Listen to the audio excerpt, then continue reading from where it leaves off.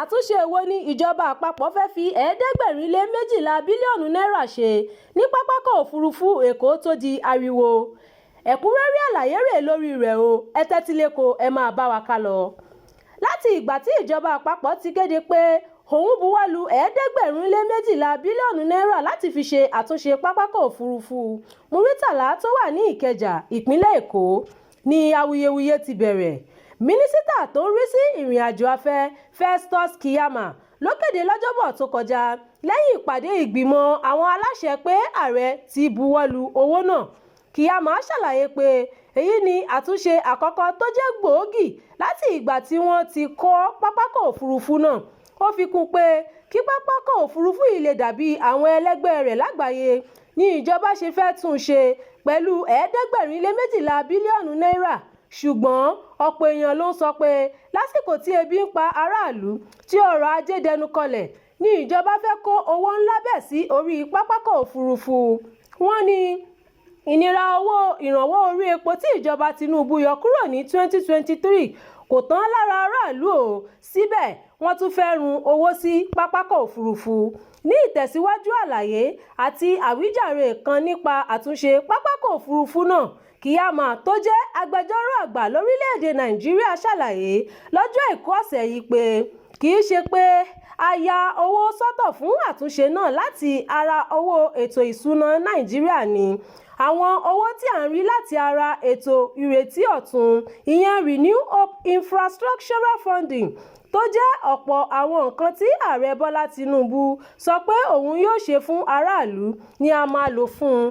Ó ti lé lógójì ọdún tí wọ́n ti kọ́ pápákọ̀ òfurufú yìí, gbogbo ẹ̀ ló ti dógùn. Òrùlé rẹ̀ ti ń jò, gbogbo ibẹ̀ ló ti di àkọ́tì tó sì ń rùn, gbogbo orí àjà náà ló ti ya lulẹ̀. Irú rẹ̀ kò sì sí lọ́jà mọ́ lásìkò yìí. Ẹ tún máa rí àwọn èèyàn tí wọ́n ń kọ́ ìsọ̀ oríṣiríṣi káàkiri tí wọ́n ń ta ọjà níbẹ̀. Ìjọba yìí ṣèlérí ìgbédìde àwọn nǹkan amáyédẹrùn fún aráàlú. Lára owó tí a rí kó jọ láti ara sọ́búsídì tí a yọ kúrò àti ìgbédìde owó náírà la máa lò. Ó máa gbà wá tó oṣù 22 ká tó rí i parí o. Bẹ́ẹ̀ ni mínísítà tó ń rí sí ọ̀rọ̀ ìrìn-àjò afẹ́ náà ṣàlàyé. Ó fi kún un pé bíjọba kò bá tún pápákọ̀ òfurufú yìí ṣe, ọ̀pọ̀ iléeṣẹ́ ọlọ́kọ̀ òfurufú ni yóò kọ Nàìjíríà tì. Keyamo sọ pé àwọn iléeṣẹ́ náà yóò máa bẹ̀rù nítorí bí ọ̀nà tó wá pápákọ̀ òfurufú kò bá dáa, wọn yóò máa rò pé gbogbo àwọn nǹkan yòókù náà kò dáa ni. Ó ní pápákọ̀ òfurufú Muritala Muhammed yóò máa figagbága pẹ̀lú àwọn ibi bíi Ethiopia, South Africa àti àwọn míì lágbàáyé ni lẹ́yìn tí a tún ṣe.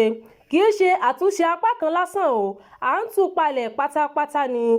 Àwọn òpó nìkan ló kù tó máa dúró, a dẹ̀ máa bẹ̀rẹ̀ àtúnkọ́ lẹ́sẹ̀kẹsẹ̀. Ọ̀kan lára àwọn tó tako ìgbésẹ̀ ìjọba àpapọ̀ ni ẹgbẹ́ òṣèlú African Democratic Congress, ìyẹn ADC. Wọ́n béèrè pé ǹjẹ́ ilé ìgbìmọ̀ aṣòfin buwọ́lu owó gọbọi náà.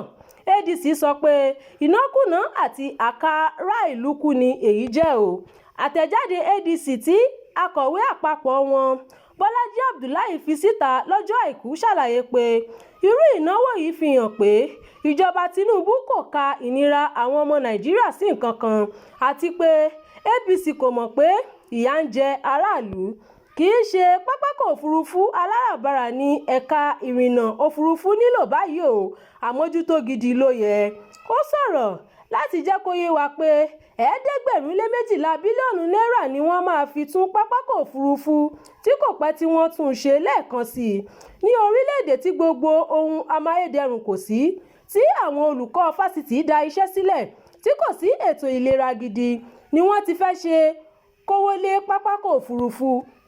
Kò sí nǹkan tó ṣe pápákọ̀ òfurufú Muritala Muhammed o, ṣùgbọ́n pẹ̀lú àríyànjiyàn tó gbòde yìí, ohun tó fojú hàn ni pé ẹ̀ẹ́dẹ́gbẹ̀rin lé mejila bílíọ̀nù náírà yóò bẹ̀rẹ̀ iṣẹ́ àtúnṣe tí wọ́n ní wọ́n fẹ́ fi ṣe pápákọ̀ òfurufú náà láìpẹ́.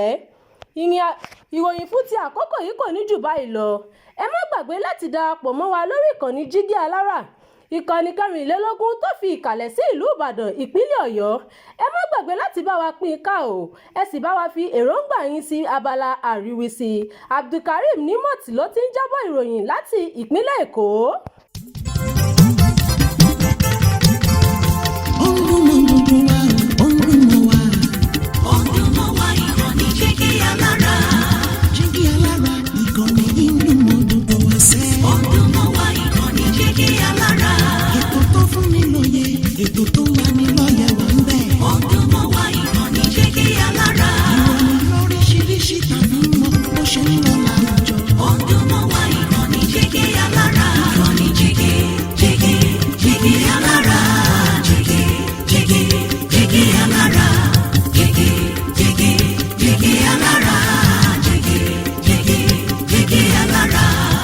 Ìkànnì Jígí Alára 24, bàbá gbogbo.